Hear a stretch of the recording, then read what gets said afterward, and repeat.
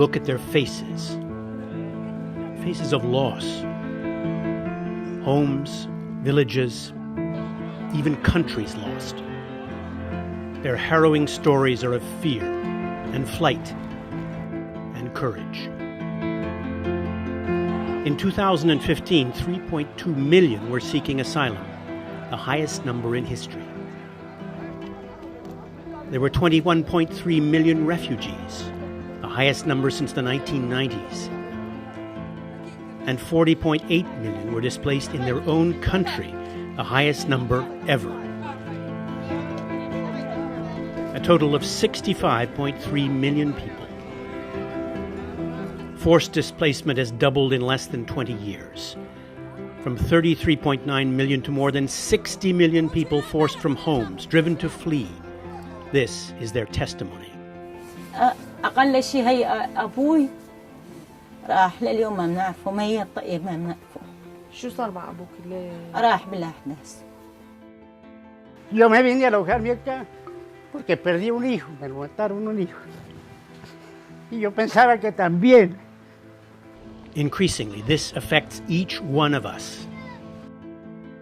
In 2015, one of every 113 people on the planet was either seeking asylum, internally displaced, or a refugee.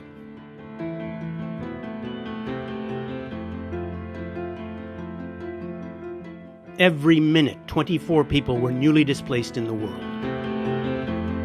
That's a population greater than all of France. Most were found in the Middle East and then Africa. Europe had the smallest number, and that included Ukraine and Turkey. One of every 113 in the world. That is a crisis. Дедушка прошел Великую Отечественную войну. Разве он знал, что такое будет? It is not Syria. It is not Syria. It is, I think, it is a kind of film.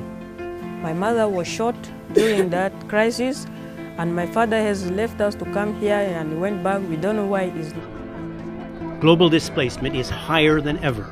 The main highlight is that we have an almost 10% increase of people on the move, refugees, displaced people, asylum seekers from last year. This is not good. And we should not forget, 90% of those people are not in the rich world. They are in developing countries, in middle income, poor countries, but it is the magnitude that strikes the most.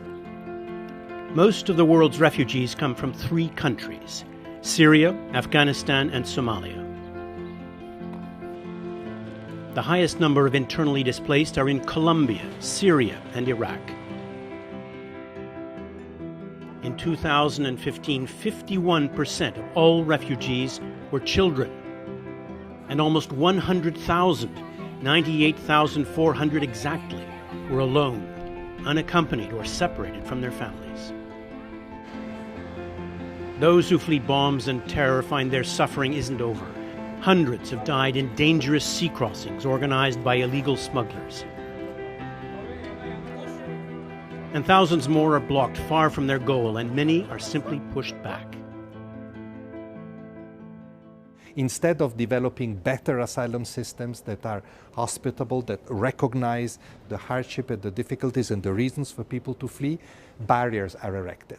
And the barriers need not be physical. Sometimes they are legislative barriers. We see this in Europe. We see the lowering of the threshold in the quality of asylum law. The numbers increase alarmingly. The numbers are people, individuals torn from peaceful lives, driven into danger and exile. Sympathy is not enough. Money is not enough. Action, bold action, is needed to deal with a crisis spanning the world.